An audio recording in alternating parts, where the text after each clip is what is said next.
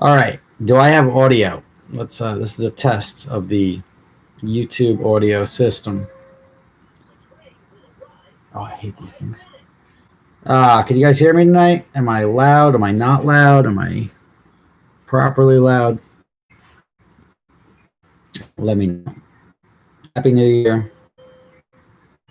Yeah, that thing's gonna annoy me. I hate kids' toys.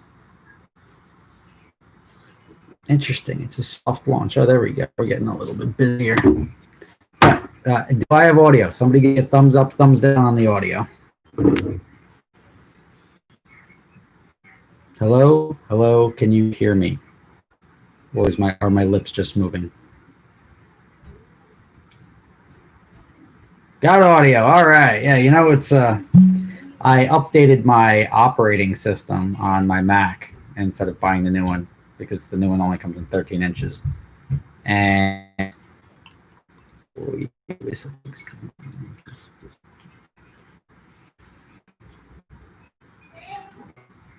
yeah, I can't get Lily off the toilet because I'm on a live stream right now. All right, so that's I'm gonna have to tap out of that one. Whistle Pig 12 tonight, loud and clear.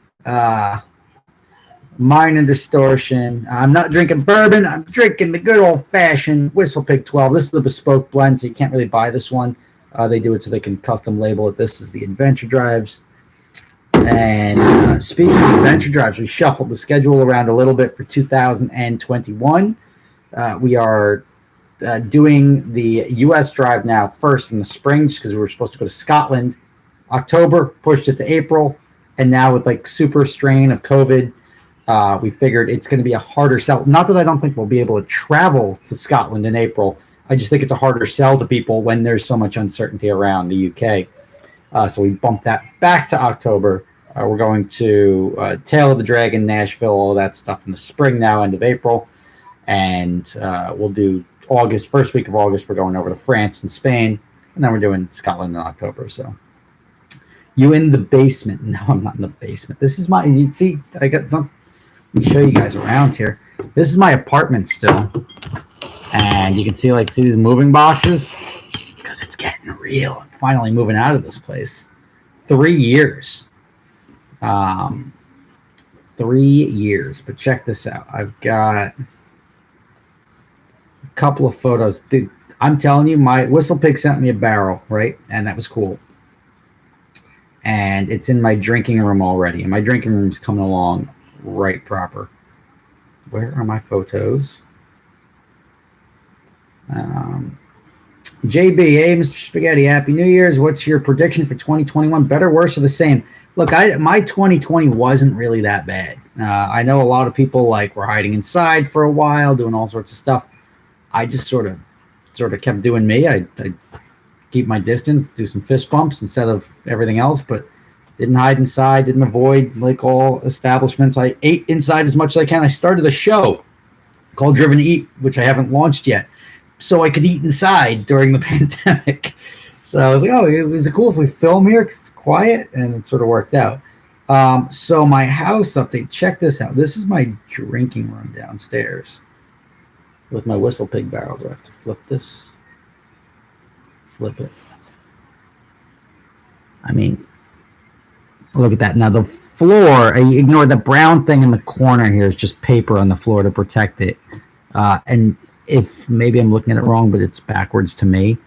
This wall and this wall here are going to have wine bottles mounted on the walls, like sideways, vertical wine bottles.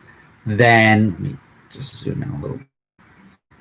Then the other side here, this is going to be a half like wine fridge, half soda, marble top above that. There's going to be Whistle Pig shelves here. I'll have one shelf across up here, one shelf for glasses below it, and mirroring that on this side, shelf for liquor, shelf for glasses. I'll get some cool, not benches, but like spinny top things for the Whistle Pig. I may have to bring the barrel up just a little bit because I think the barrel, if you're sitting on something, may be a little low, and then put a piece of glass on top of the barrel. but that room's going to be pimp. And then the entire front of that room, the entire front of the room is going to be a big glass wall. So there's going to be double glass doors that swing in, big glass storefront, and there's going to be a chandelier, two lights. All the shelves are going to be LED, like low voltage lighting. There's a HVAC in there, so I've got air conditioning in there. I've got speakers in there. Like, tell me you don't want to like watch me tip one back from in there instead of this. At least here you get the weather forecast. I'm not going to have a TV in my drinking room at my other house. So, and I call it a drinking room. A lot of people would sort of lean towards wine cellar because it's bougie. But I don't really drink a lot of wine. I used to, but not so much. It dries out my throat at night. I think it's the, what do you call them? The tannins? I think it's called tannins. But whatever it is, it's just, I've learned that I'm cool when I'm drinking the wine, but like when I try to go to sleep, my throat's like super dry. I'm like, so we shall see what happens. But that one room is going to be pretty hot. That's going to be the first room in the basement to be done. I've got the painters coming by tomorrow, the trim. I'll show you some more stuff in a second. Mr. Spaghetti, Darth Stoner says, do you think more new car generations mid-cycle refreshes will be delayed again this year? I don't know. I think manufacturers are eager to sell cars if they can. I think the thing that delayed a lot of the production in 2020 was just the ability to get people into the warehouses and figure out processes to make them pump out cars in a safe, like COVID-friendly manner. I think they're sort of getting past all of those challenges now, and they should be able to sort of kick production back up, right, that downtime off, and go from there. I did finally get a reasonable quote for painting. So I have a fan who I met, my niece I told you about, the one who had the AVM, the brain, essentially the stroke. She was 8 at the time, but she was at a children's hospital in Westchester, and we would go to a good Asian restaurant over there, and this guy just recognized, hey, what's up? Oh, I'm a big fan, whatever. Fast forward a couple of years, he has a construction company, and he wanted to do the painting, and he came in still a little bit more than I budgeted, but significantly lower than everybody else. And I saw his work. He does good stuff, so I'm going to just hand him the keys, and he's going to start that tomorrow. So we'll have the paint getting done, and that's $18,000 to paint the house, if you're wondering how much it's going to cost. Versus the second lowest was like 22 or something like that, 25. Most people came in between 28 and 35. Some as high as 50 to paint. Am I still running that? Not with the weather. I did just get something called a Tempo. Just got delivered yesterday. It's Tempo. I don't know. It's like an artificial intelligence workout system. It's a mirror, like the mirror.uk, but it comes with a weight set. It's got a cabinet to store the weights and everything like that. And the artificial intelligence, like, it uses thousands of data points to watch your form, to watch the speed, to count the reps, to do everything a personal trainer would do. Say like, oh, look, it looks like you're slouching over a little bit, correct your posture. It looks like you're going at the speed in which you're doing it. It's either slowing down, speeding up. We think you could use more weight. So it's really cool. I'm excited to try that out. I've got the Bowflex here. That's going to go in. That's more like a stair climber. I'll get a treadmill. I'm going to start looking at these like Nordic tracks and these other things with the screens where you're like, I'm running through Alaska right now. Like, that's all cool stuff to me. I've got my heavy bag. I got my speed bag. I got the battle ropes. The gym's going to be pretty hot. I'm excited for that. I get my gas also on the 4th, which is Monday. So that's going to be big. When I have gas in the house, then it's going to be all over from there. Then I'll have to Tempo.fit. Thank you. Then I'm going to have to raise the temperature in the house slowly because I got all my cabinets, I got all my wood in the house, and I don't want it to split from a dramatic temperature change. The basement, and I can't show you all of it now because it's not all there. Or you know what? Most of it's there. Look. So in between the sauna and steam room, we did something called the mosaic carpet. And you got to use your imagination. But we've got that as like a marble thing in the center, which was like it's like $100 a square foot, but it's only 15 square feet. So like, but it just looks really cool. I had some extra black tile from the mudroom, and then the white marble going around it. I think I took a picture. So this will give you an idea. Unfortunately, they do it to protect the tile, but you can see how they cover with ram board the tile in the center there while they're finishing up the outer edge. And now you'll see where it's purple there. They're going to finish stoning around there. You'll see, like on the steam room or the sauna right now, you'll see the marble surrounds here going down, surrounding it, and that's going to be for the glass. So once that's in, I can get the glass measured throughout the house, and that's cool. This is my tempo. It's my little thing. I just told him to leave it in the freaking box. I'm like, yeah, you know what? Don't open it. What's up, Jeff? Good to see you here.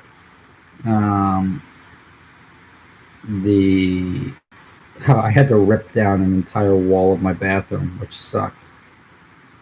That's it. The barrel was cool. I'm going to put a video up about my barrel. This is what, and ignore the, come on, get some color there. Ignore the gingerbread house. That's on top of the sheetrock. That's now wood paneling and trim. So that's all going to get painted. And when that's done being painted, it looks really cool. I've got, this is my utility room coming along. Radiant floors in the basement. Radiant floors throughout the house. What's that? What, you're not visible, I don't think. There you go. You're totally out of it.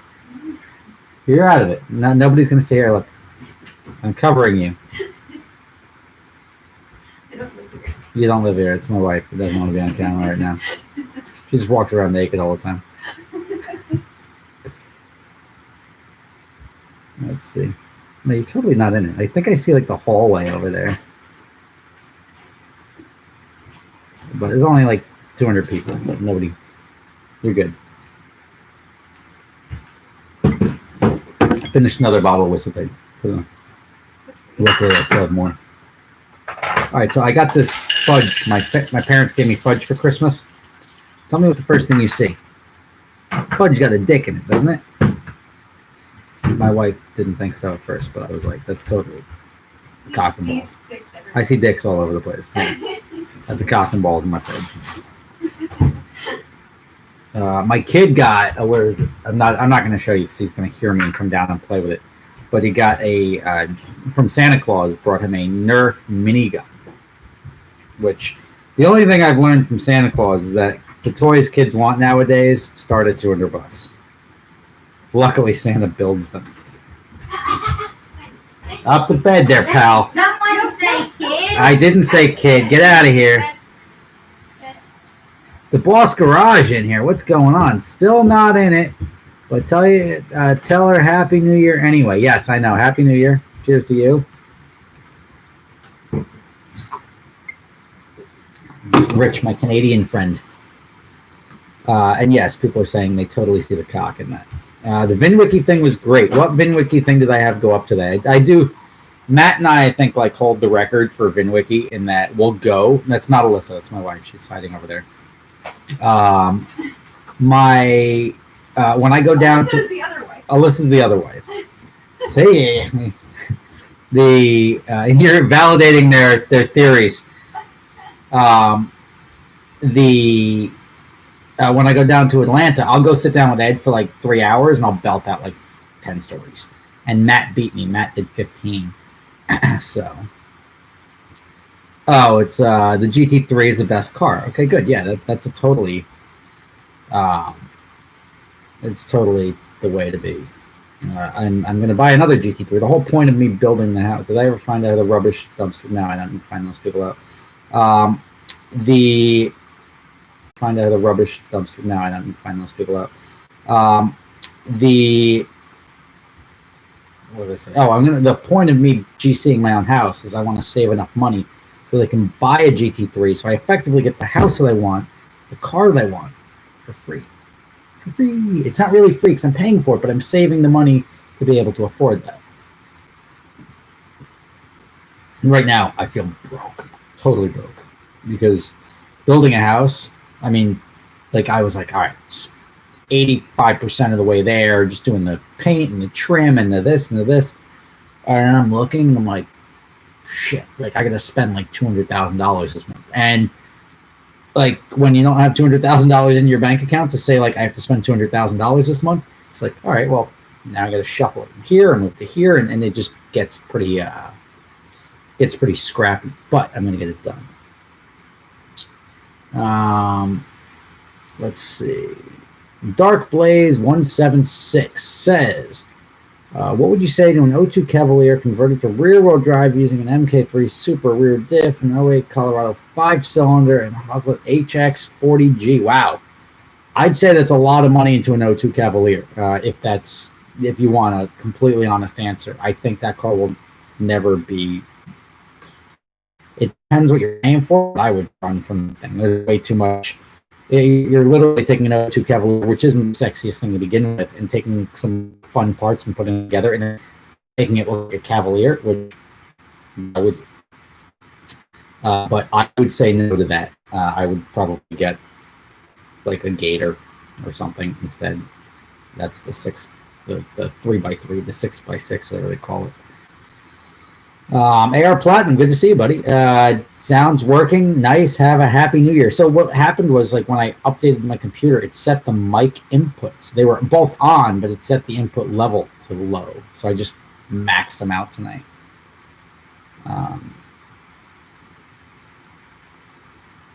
Never trust a 5-cylinder Chevy motor. You want to hear that straight from the source. That's Jeff right there saying what's up.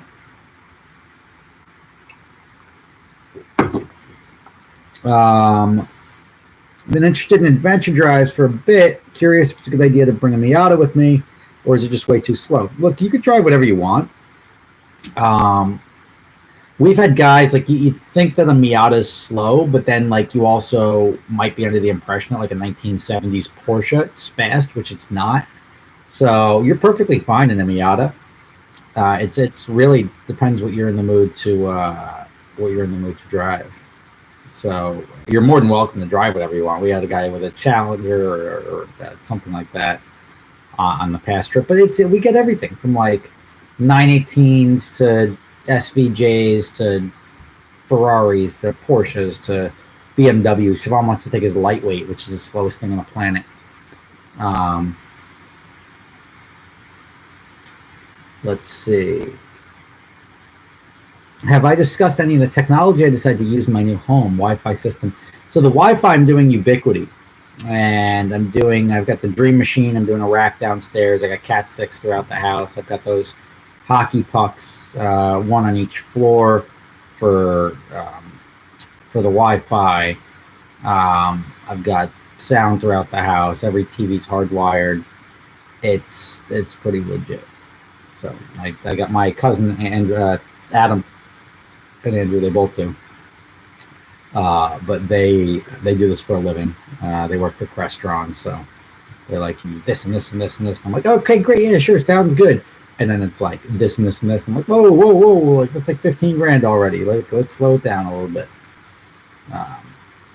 DeBoss Garage. We are doing an Eastern Adventure Drives from Washington, D.C. to Nashville. You're going to want to come on that. We're going to be drinking moonshine. We're going to be drinking whiskey. We're going to be doing some fun stuff. Tail of the Dragon, Back of the Dragon, Churhola Skyway. It's just always a grand old time. Not a tremendous amount of driving, but a bunch of drinking. And that's like, there's something about like throwing on a cowboy hat and a plaid shirt and going to that Bible Belt and just having a good time. And Rich, I think you would fit in just fine right there. So hope to see you out there. It's going to be end of April into May.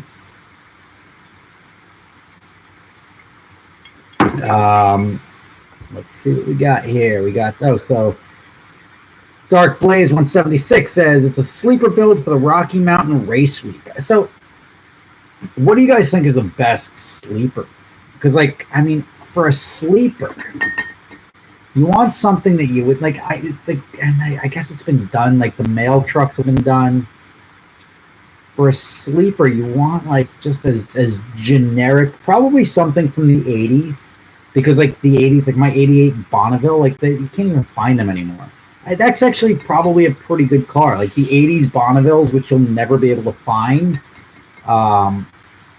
Like that is a car. Top speed was 88 miles an hour, and that's when the flux capacitor kicked in, and that's what makes time travel possible. But I never really, maybe it was 87 because I never got to go back in time. But like you want something that's just so bland. It's the amount of money and effort that goes into something that then is worth nothing. I don't know if it's worth a novelty to me, because you could have a nice fun sports car for that. But house build, I think I discussed that already. Let's see, we have what? El Salte 07. I'll give you that. What do you think? Do you think if there are future seasons of Sorted, an American car could win? Yeah, I mean the Viper could have won. And yeah, Corvette could win, the Viper could win. It really depends who brings what out. There's a lot of fast American cars out there. And I think the European platforms are generally a little bit better suited for it. You see a lot of these bigger engines, reliable paddle shift cars you can sort of throw mods at, the twin turbo R8s, twin turbo Vipers, twin turbo Huracans, twin turbo whatever, like turbos on V10. Generally a pretty safe play to make like 12 or 1300 horsepower, and then still have the factory performance of a Ferrari or Lamborghini or an Audi R8. I mean, the set of brakes you have to put on like my Corvette to match that is sort of unheard of. And you have a built-in advantage when you take a car that's like sort of lightweight and expensive to begin with. Like in order for me to get my Corvette, and my Corvette wasn't too heavy, but to get it to fighting weight, like you got to strip out the interior. For getting like a Turbo S or something like that, that thing accelerates like a bat out of hell from the factory. So you're not really too, I don't know, enticed is the wrong word, but you're not in the mood to rip out the interior of a Porsche or a Corvette. It's like, oh, it's plastic anyway, rip it out. But I do think an American car could win. The American cars I think can win would be a Viper. I don't think it's going to be a Mustang ever. I think a Viper could win. I think a C701, C601, a modified C606. I even think my Corvette could do pretty damn well. And it comes down to power plant. Like if I've always said if I blow my turbo engine, I may do a V12 LS. And if I do, I mean, if I can make 1,000 naturally aspirated horsepower out of a V12 LS, then I don't know what the weight is compared to the turbo setup and everything I've got in there now, but just say at around 3,000 pounds, that stays cool all day. You can run it all day long. And that would be a pretty formidable entrance. Oh, where'd you go, Joe? Joe Man says, Happy New Year, blessings, and keep up the awesome content. You rock. Cheers to you, Joe. Thank you very much.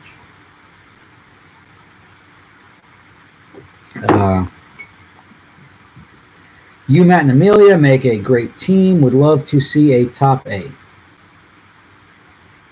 Top 8. We'll get one top 8 coming right up, my friends. I've got another, let's see. All right. I'm in, book me. All right. Rich, just send me an email before I forget, because I'm going to forget. And put a different differential in your car so you can go above 80 miles an hour this time. Got the notification. Welcome aboard. When's the last time I drove the C5Z? So My student driver Corvette I took out a couple of weeks ago just to go. I took it out to just gas it up because I got to add a fuel gauge to it. I'm going to send it back down to Doug. Shout out to Wisconsin. I'm only giving you a shout out to Wisconsin because A, I was in Wisconsin recently, and B, my buddy lives in Wisconsin. He's in Texas right now, but he lives in Wisconsin. And I'm going to go down. He rented a racetrack. I'm not going to pretend to be a baller. He rented a racetrack down in Florida the end of January, so we're going to go down to do PBIR, which is actually going to work out for me because I'll film while I'm down there because I'm going to have PBIR to myself all day with him, and it's literally going to be like 4 of us. So unlimited track time, and I'm going to have my C5 down there. So to answer everybody's question, how would my Corvette have performed? I can do every single performance test other than street driving, which I already know.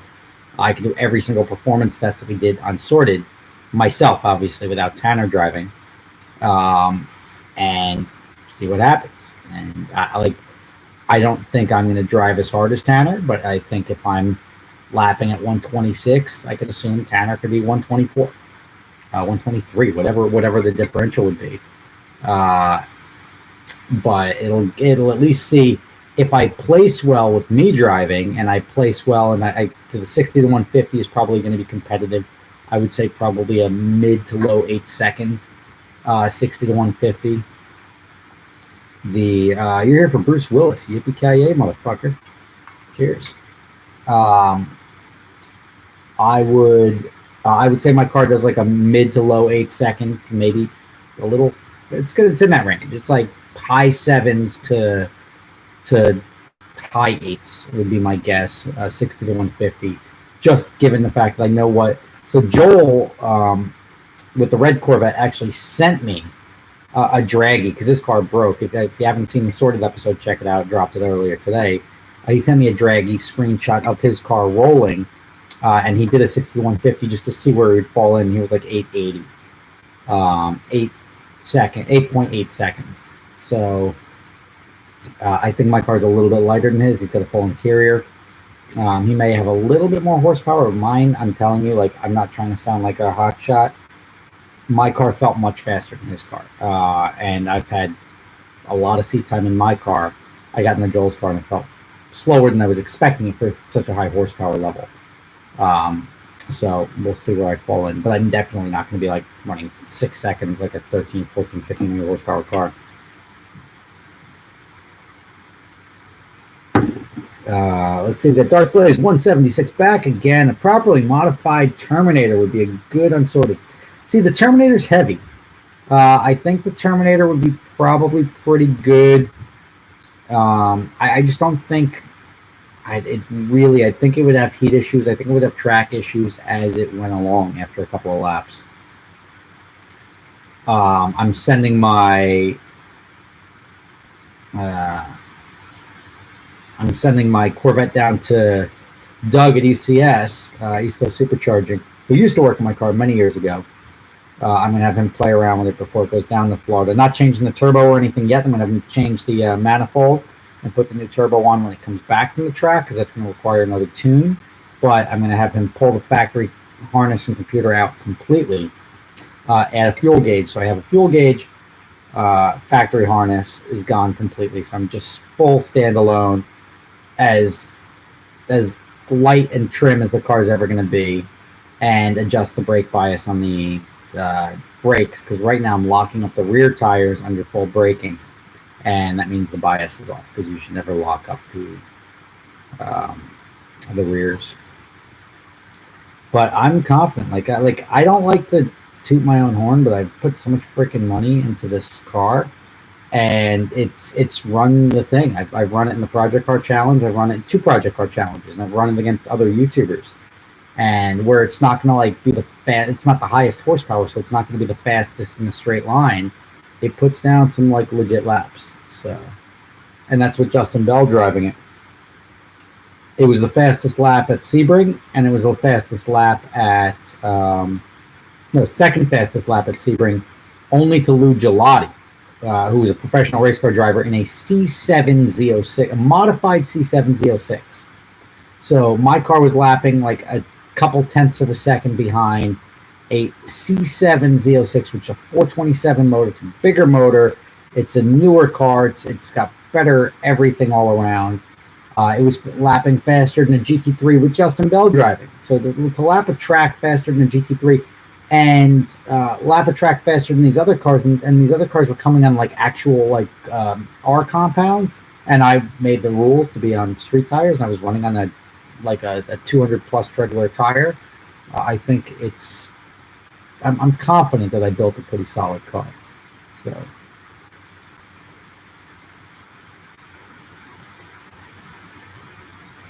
Let's see, YouTubers Unsorted would be awesome. We did a YouTuber Sorted. The YouTuber Sorted was called the Project Car Challenge. I did it. Go back and watch it. It was a pretty cool series, 3 episodes. Maybe I'll add the playlist to my main page on YouTube so you guys can catch up on it. What else do I have for house updates? So touch them all here. So we got the house updates. I don't know what you guys are keeping up with. My steam room is now a green room. We have the aqua defense, and that stuff on my bench, that like putty stuff, is so we can mold my body to my steam room. That's going to be pretty boss. I'm pretty excited about that. I'm still totally digging that whiskey barrel. Just gonna keep showing that off because not everybody's got a whiskey big barrel, but I do. Is it as bright as it? It's not that bright. Looking for lighting. I've got that. I had to pull that. So I had this fancy wall in my bathroom, all tile, and the tile is like not cheap. It's like I took a photo of it because I was annoyed. It's like mother of pearl and everything like that. It's got that pattern to it. My wife picked it out, but it's like. It's listed at $100 a square foot. I didn't pay that. I paid less than that, but it's still like super expensive. But the mother of pearl started breaking off on that, and that has caused me to have to rip the entire wall down. Which the wall, like no joke, like $8 grand, $8 or $10,000 just for the wall behind the bathtub, which is absurd to me. Oh, look, see, the mother of pearl falls off. That's a problem.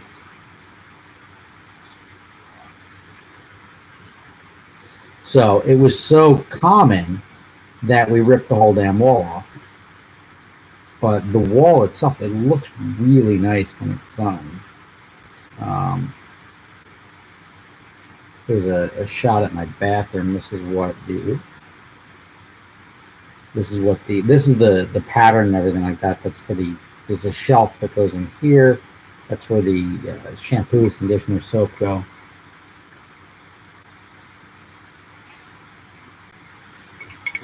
Let's see. Got that. The plumbing is on fire. I love not on fire, but it looks great. I'm a big fan of the plumbing. Kitchen looks awesome. I've got I'm just waiting on the marble. So the marble is really cool. There's a guy doing the countertops, and it turns out he started his company after watching one of my YouTube videos, and he got inspired like 3 years ago, and now he's got one of the bigger marble companies in New Jersey, and that made me very happy when he told me that. And I was like, "You're sold, pal. Come do my house." These are this is my butler's pantry, half of my butler's pantry, with the wine racks and the glass cabinets. It's going to be a nice house. Like I'm almost in denial that I'm going to be able to live there. But it's going to once there's a coat of paint on it and I've got heat, I'm excited. Russell's Reserve single barrel store pick. Good for you, pal. Enjoy. Cheers to you. It's Friday. I mean, everybody loses track on Taint Week. So like after New Year's, everyone's like, all right, well, I'm ready to go back to work tomorrow. And it's like, oh, it's the weekend now. You got lucky this year. Wesley, thank you for the thumbs up, pal. Good to see you. Marlo sent me a picture. What is it? I lost my power. No problem, but the looks good, Rob.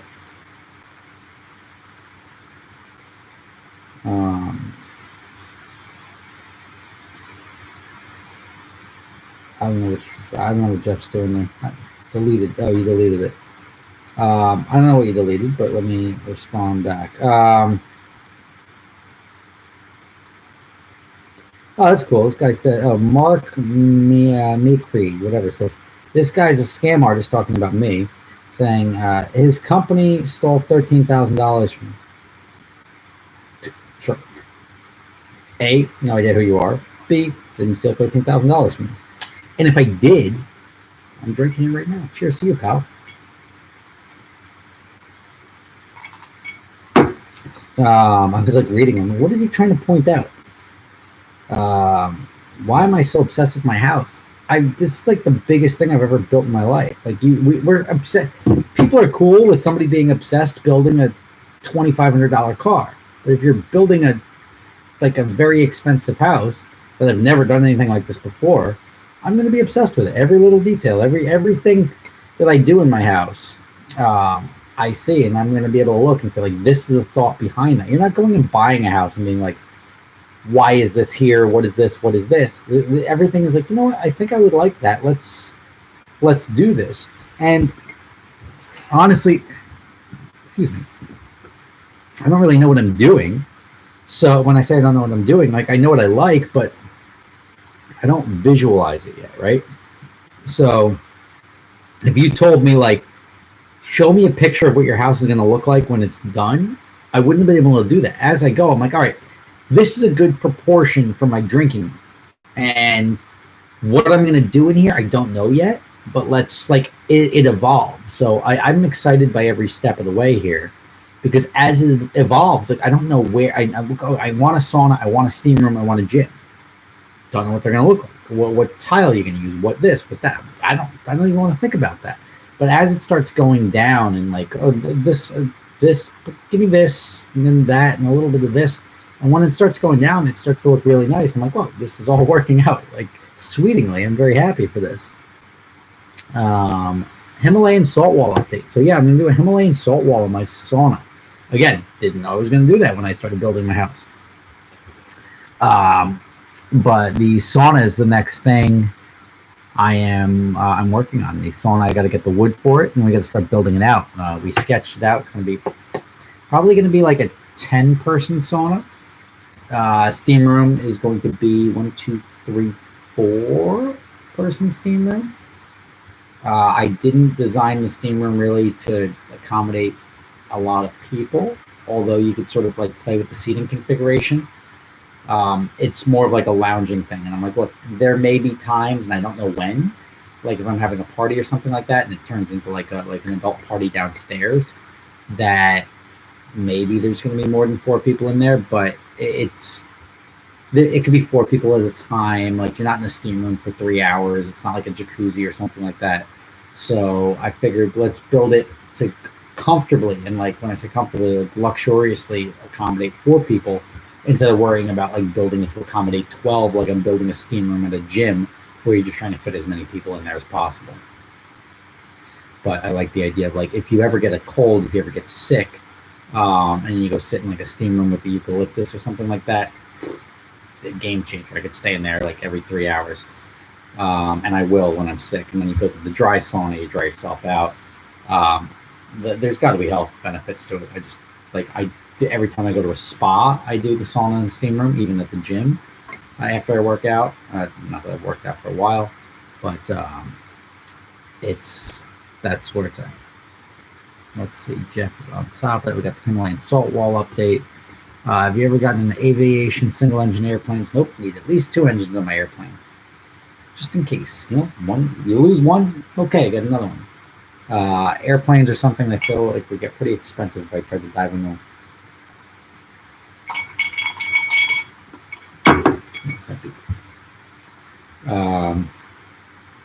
Garage plans. I don't know what's up with the deleted messages. People are saying shit that Jeff is moderating. The garage plans are going to wait. I'm going to move into my house. like finishing my house, I've got to do my landscaping in front. I got to do the final grading. I got to do my seepage pits. But I'm going to move in before that stuff because that's not really required to move in. Like, got to do a handful of stuff. Then to get my garage, I'm going to have to go through the entire planning board process again, which sucks because that was a painstakingly shitty process for me. Empty glass, I'm late, so I'll ask the question. Has anyone been asking other times? What are you drinking tonight? Whistle Pig 12. Well, problem is what I'm drinking is now empty. So my 12 is empty, my 18 is empty. That's a problem. Let me go get some more.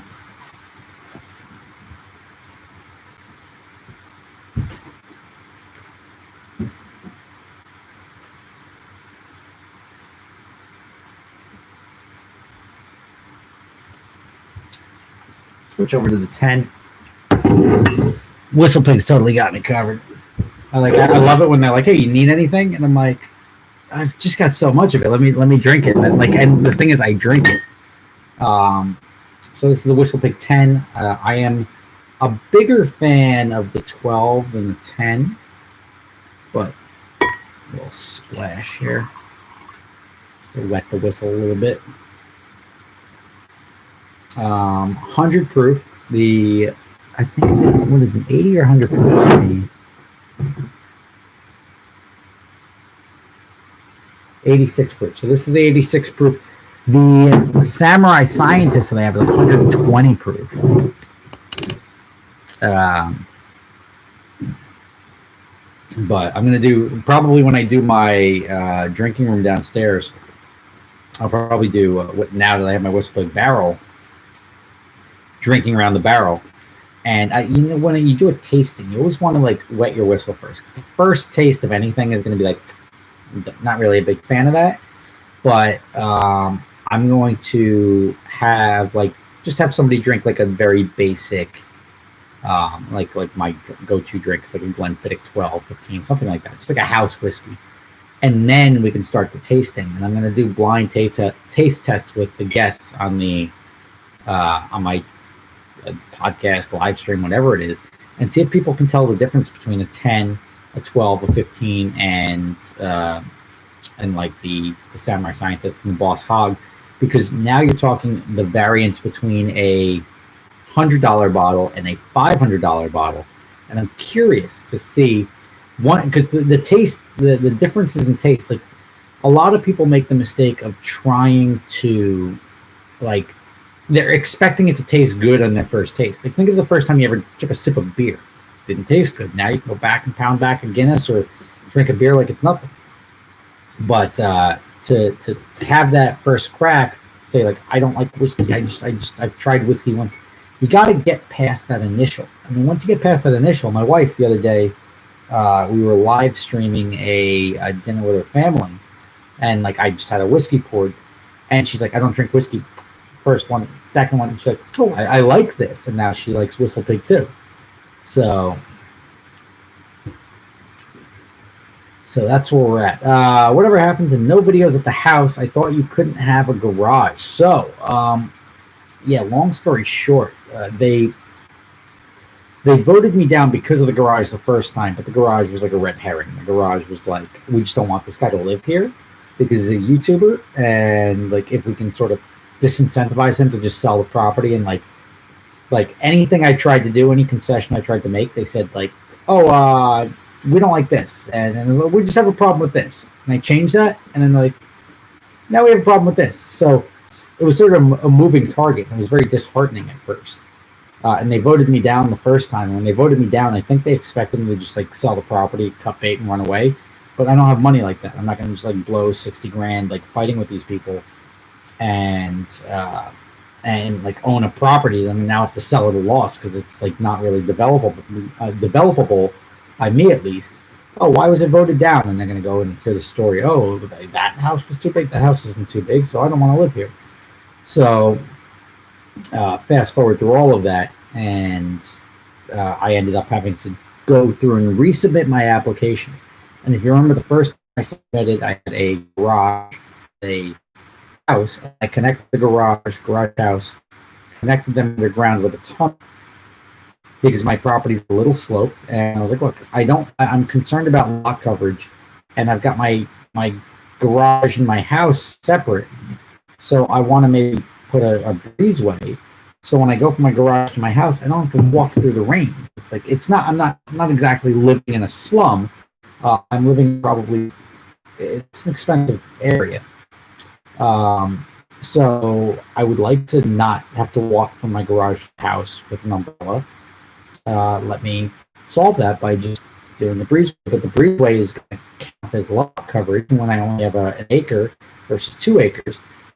Which is the minimum in my town. I figured, I'm like, do you care what I do underground? I said, no. So I was like, all right, no lot coverage. I'll just connect the basement, which is fully subterranean, to the garage, and now I can just walk without getting wet. And then nobody above ground is any worse for wear. Nobody knows any different whether there's a tunnel or not. Then they took the approach that my tunnel connecting the house and the garage now makes it one structure. And I'm like, all right, I mean, sure, not really, but sure, like yes. And the same way, if there was a breezeway, they're like, yeah, if there's a breezeway, it's one structure. But if you leave a gap of whatever, half an inch on each side, and it's not connected, then it's not one structure. I'm like, it's just so like jerking people off, and wanting to just, I don't know, it's wanting to push and shove. Is the property any different if I have a garage and house connected by a breezeway that's connected versus having a half-inch gap? No, not at all. There is no, like, most people wouldn't even know there's a gap. Or you could probably put something to cover the gap. It is absolutely absurdity. And it was just like, it was a moving target the entire first time. So when I went back through the second time and they made the argument, they're like, look, the first time it's connected underground, it's one structure, so you're not asking for 2 structures, you're asking for one really big main structure. I'm like, not really the case, but knock yourself out. They voted me down the second time I came back in, and I was like, well, look, it's now I got rid of the tunnel, 2 structures, completely different application. Looks the same. I'm like, all right, wait a second. First off, it's a historic area, so like it's got to look the same because otherwise it's not going to be conforming to the district. And it passed a historic board the first time, passed a historic board the second time. And B, last time you took the position that it's one structure not because of what it looks like above ground, because of what it is. So then when I'm trying to get through res judicata, which is the legal statute for you can't submit the same application multiple times, I've now gone from submitting one structure to 2 structures without a tunnel, just removing the tunnel. Complete difference. And they're like, well, it looks the same, so we don't think it's going to qualify. I'm like, well, what do you want me to tell you? Like, you can't now take the position that it's not what it looks like, it's what it is, and then say, well, it's not what it is, it's what it looks like, because now you're arguing both sides. And that's where I ended up. It's like, it was like major flashbacks to the first application where no matter what they asked for and then I accommodated, they just said no anyway. So my lawyer said, like, look, let's just, like, you're going to have a property that's worthless unless you can at least build a house that you can live in with your family. So let's shelve the garage and let's just try to build a house. So I'm like, all right, I'm going to leave my existing garage and just build a house. And they passed the house, which is like the exact same house that I submitted initially, down to the square foot. So yeah, so now I'm gonna have to go through a second time, and then part of that is they added the stipulation that I couldn't make YouTube videos on my property. They did that by disguising it as no commercial activity is permitted on the property. And I'm like, well, that's like prejudicial because everybody else in the town is allowed to do permitted commercial activity on their property. They can trade stocks, they can write books, they can have a home office. Their home office, as long as it accommodates this and this. I'm like, why am I any different? You're saying no commercial activity at all. I filed a lawsuit against the town. The judge ended up giving the town, like, I went to the judge figuring a judge would be like, it's like a yes or no. Is this legal or is it not? Instead, the judge gave the town a chance to, like, review and revise the language. And the town at first said like, no, we want to just like add YouTube to that and like try to be more specific and dance around it. And like they were trying to dance around it, and it was like a cyclical thing. It was no commercial activity unless that commercial activity is permitted by ordinance. And I was like, wait a second, like you're saying there's an ordinance, and then I have to follow it. Why even have this? Why is this in here? If you're saying there's a town ordinance and I have to follow it, why doesn't everybody have something that says? Why don't you list every town ordinance and say I have to follow those as well? Like, why are you just saying I have to follow this one specific town ordinance? And it was extremely like, I'm the only person that in the town's history that's ever had this stipulation. And I'm like, guys, stop dancing around it. If you got a problem with the YouTube, throw it in there. And eventually the town attorney added the YouTube into the language, and they then ultimately they would revise it. They'd have to approve that and send it back to the judge, in which case I would expect the judge to then strike that down, because every single other person in my town is allowed to go post whatever they want on social media that they film on the property, whether they make $1, they don't make $1. And I've gone through this 100 different times as to like, you can't pick the amount of money somebody makes off of something as to whether it's like commercial or not, because I could be a journalist and I could write my articles from my house. Now you're going to say I'm now the New York Times and I can't write my articles from my house. I got to go somewhere else. If I trade stocks and make $300 million a year trading stocks from my living room, that's well, you make a lot doing that. So that's not cool. But if you lose 20 grand a year day trading, then we don't really care. You can't draw the line in the sand. You have to pick the actual specific impact that something has on a town. Like if I had a business running out of my house and that business involved 10 employees that showed up and parked in my driveway every day, so my driveway always looked like a parking lot, or I required 3 box trucks, and I always had 3 box trucks coming and loading cupcakes and bringing them to bakeries all around the area. Very different story. That wasn't the issue. So the issue was essentially that they didn't want me because YouTube, like, it's weird. It's like I feel like I'm a little bit on the edge of the future, because YouTube is like, if you ask 100 kids what they want to do, 40 of them are going to say they want to be YouTubers or influencers right now, like 40%. But if you tell somebody that's over 60 years old, like, oh, you're going to make money being an influencer, they think it's like fake. It's like, oh, that's nonsense. Sorry, I'm getting over a cold. It's not COVID, but it's and I got COVID tested. I'm 100% positive that I've been negative on every COVID test I've had. But ultimately, the long story short on the house thing is that I got approved for the exact house that I initially submitted, less like just like 20 square feet for the porches. I made the porches slightly smaller. And then now I have to go back, and if I want a garage, I have to go back and resubmit an entire new application to the town and go through this entire process again, which the first process cost me over $100,000. So I'm not really incentivized. Let me get the tissue and blow my nose so I'm not wiping my nose all day.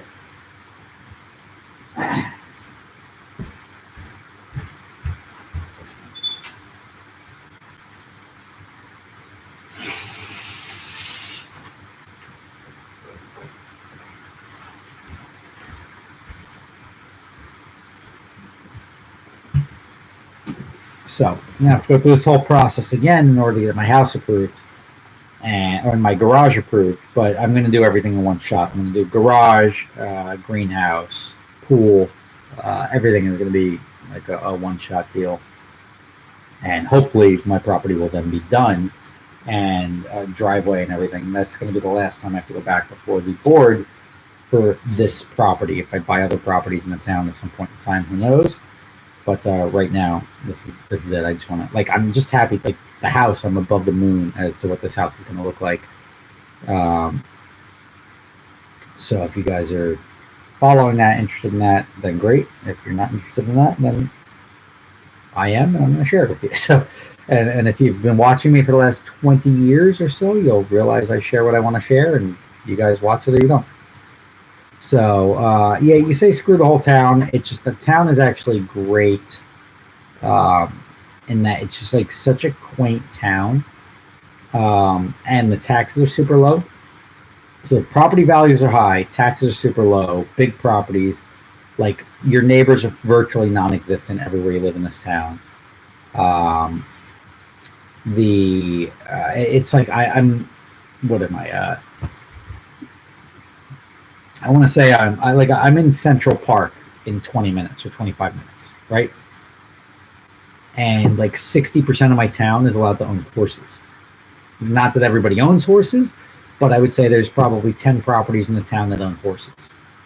So to be within 20 minutes of New York City and be able to have like a horse jump in your front yard, like you can't get that. Like that's like proper, especially growing up in this area. A lot of like my parents' house, a lot of the towns are like these 50 by 100 properties where you look out the window and you see your neighbor's window and you're like looking in, hey, that's just my neighbor in their kitchen. And it just becomes like commonplace, and it's just not me. Like I'd rather a little bit more privacy. I'd rather low taxes. I'm probably going to pay less in taxes than my mom or my brother, and my house is going to be worth 3 or 4 times more than either of them. So to give you an idea of how ridiculous the tax rates are and how unjustified they are, you have people with like moderate incomes that have $400,000 houses, which is in this area not a lot. A $400,000 house is not a large or luxurious house in any way, but they're paying $15,000-$20,000 in taxes, which is absurd. You've got people in my town with $4 million houses paying $25,000 a year in taxes. So why is somebody with a $4 million house paying essentially the same or a little bit more than somebody with a $400,000 house? Obviously, if you can afford a $4 million house, spending more money in taxes isn't a big deal. It's just sort of the trade-off you get. And there are other expensive towns right near me which don't have the preferential tax base, which you have houses that are worth $2 million and people are paying $60,000-$70,000 a year in property taxes. And to me, I'm like, oh, you want me to pay $5,000 or $6,000 a month just before I even look at a mortgage, just in property taxes? I was like, I can't do it. That's why when I was looking to buy a house, it was either going to be one of like 4 or 5 towns. There's only 4 or 5 towns that have like a sub 1% tax base or tax rate on property tax. And I sort of kept an eye out on these towns. And then when I saw a property available, I scooped it up. And I tried to be like a good, like I didn't want to be an a-hole. Like I could have negotiated down hard on the property. But instead, I came in and I wanted to be like, do like the rich person thing, which is like pay full retail so everyone sees the previous sales high and like, oh, that 1 acre sold for full list at this, and that helps bring up everybody's property value. But didn't really work that way. So yeah. Anyway, thinking Idaho, just moved to a small lakefront house. That's funny. I was with Keanu Reeves at the Michelin thing, and it reminds me of my wife. It was on my anniversary. I was like, look, I'm not passing up this Michelin event in like Palm Springs. And I had no idea who was going to be there, but I'm like, I'm not passing up this event just for whatever. So my wife, when she heard Keanu Reeves there, was like, oh my God, Keanu, like tell him I love the lake house. And I was like, fine. So I was like, no, I'm not really the guy to like. I'm not the celebrity guy, so I'm not going to go talk. Oh, my wife loves your movies. I went up and I'm like, yeah, it's my anniversary today, and I'm here with you instead of my wife. She loves the lake house. Can we send her a quick video? And I'm like, hey, what up? I forgot what the video was, but it was like, hey Kim, blah blah blah. I'm like, oh, and she said she loves the lake house, and I told her you were going to buy us one. Because I was talking about the lake house. And he's like, whoa, easy. I'm like, no, on Blu-ray or DVD. Like he was going to buy us a copy of his movie. But that was a cute little video clip. So, yeah, Keanu Reeves was awesome. Everybody I met there. Like, that's where I met Justin Bell. Keanu and Justin were both very good. Like car guys, right? And, like, I like events like this because they're exclusive. And when you like, if I walked up to Keanu Reeves in the mall and started talking cars with him, it's probably cool enough that he would just do it. but it wouldn't be as genuine. When you're at an event like that and everybody is like above a certain threshold just to get into this private event, it makes the conversation a little bit more real, a little bit more genuine. And I was impressed with all of it. I enjoyed meeting these guys. I enjoyed having a good time with them. And I could say they're both car guys. Keanu's sort of into motorcycles more so than cars, to my knowledge. But Justin Bell, I still talk to Justin all the time. He's a great dude. He's like a proper car guy. He was like the host of the event. And I'm like, oh, yeah, whatever. But like, let me bullshit with the guy, and we became friends. So I like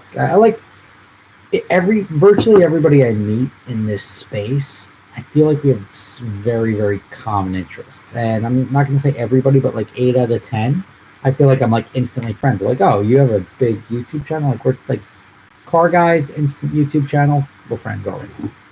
And it just it sort of works out.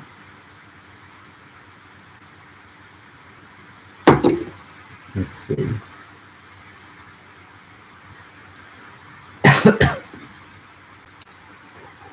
I hit myself with that last one. Good spec PCA racing class. That's Jeff. Wow, everybody's talking about the Uncle. Who calls me Uncle Rob? The only people who call me Uncle Rob is my wife's sister.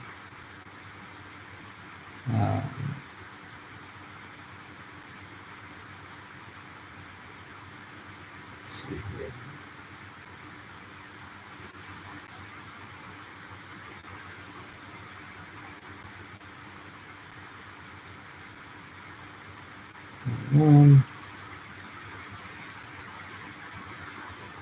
All right.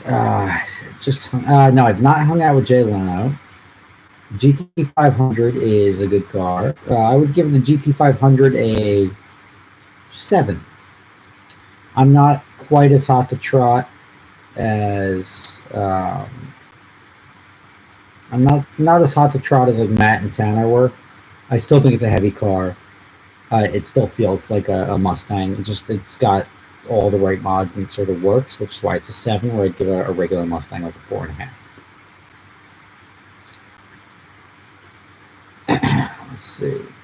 Next episode air. I'm going to try to do the last episodes Friday.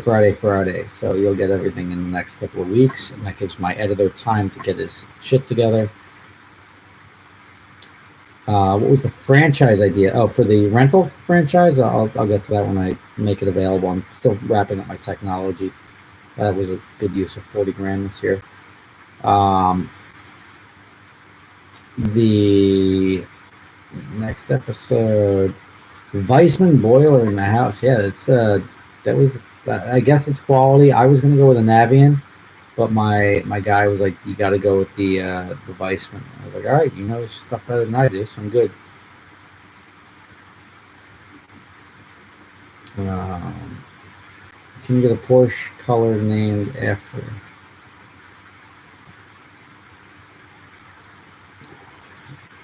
What's your recommendation of Amelia's first supercar? I don't know. I wasn't in that video, so you're not ever gonna find out about that. Will I do any rallies again? I do adventure drives, which is sort of a rally, just cooler. Think about the company Valeside. Valeside's been around for like 20 years. I didn't know they're still in business.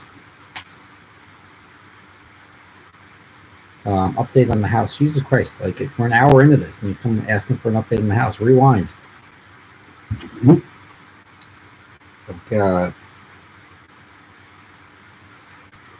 I think I've covered, like, if you watch my videos at all, you'll see the updates on the house. You'll see the updates on sorted.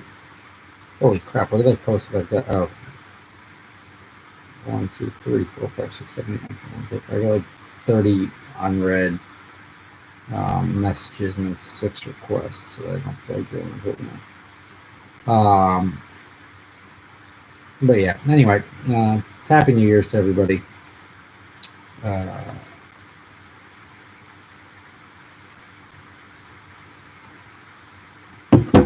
Let's see. Just hopped on the live. Welcome aboard or whatever. I have a lot of stuff unsorted. If you guys have cool cars, and I think they're I think they're competitive. We'll have you unsorted.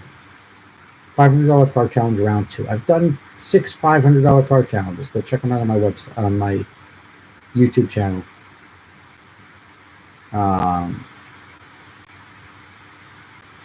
Yeah, the C5 Joel's car broke on sorted, which sucks.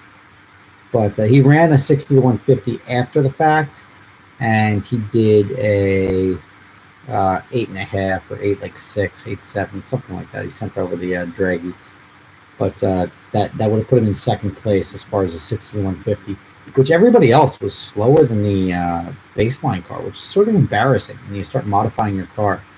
Because a factory Mustang laying down, like factory, like not even an intake or exhaust, to beat you, like you feel like you're doing something wrong.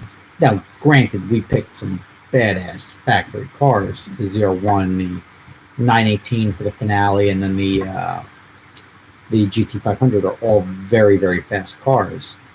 But as they should be, because we're doing a show looking for the fastest of the modified. They're probably slower to do the bad heat management. Like, I don't think so. I don't think heat management plays a role in the 60 to 150, because you're really like rolling out and going for it, like while you're on, like as temperate as your car can be. Like if you're talking about hot lapping a car, different story. But when you're talking about just an acceleration pull, I can't really use heat as an excuse. An 04 Mustang Mach 1. You liked how it revved. That was alright. I remember it was a fairly cool car at the time, but it probably didn't age well performance-wise. Let's see. All right.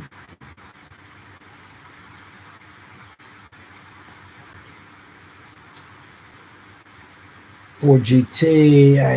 New Ford GT doesn't do much for me. I don't think the new Ford GT sort of died out. That was going to be like a 2-year production, which I still feel like they're building cars because they couldn't crank them all out in 2 years, and they know they can sell them for $1 million a piece effectively. Have I found a hidden GT3 yet? No. Whatever happened to the Evo build? It's shelved for now, but it's closer to being done. What sauce am I drinking now? We switched to a Whistle Pig 10. Started at a 12, so we're going backwards. We're getting the younger drinks as we go.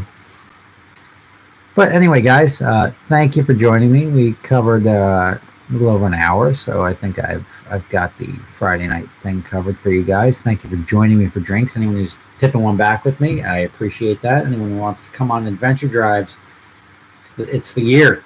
We're doing the DC to Nashville, which is the cheapest one we have, and I think you will be very impressed. It's a lot of fun. Really good driving roads and really good fun. So if you guys are around the end of April, hit it up. Half spots are like $2,500, and you come out and have a good time. But thank you for joining me tonight. Thank you for tuning in, and I hope you guys enjoy Sorted. If you haven't seen Sorted yet, check it out. If you have, leave your comments in the description. I'll try to get to them. I try to get the comments in the first day. Have a good new year. I'm glad we get to start the year on a positive note, which is an episode of Sorted and a drink, and it doesn't get much better than that, does it? Thanks for watching. Peace.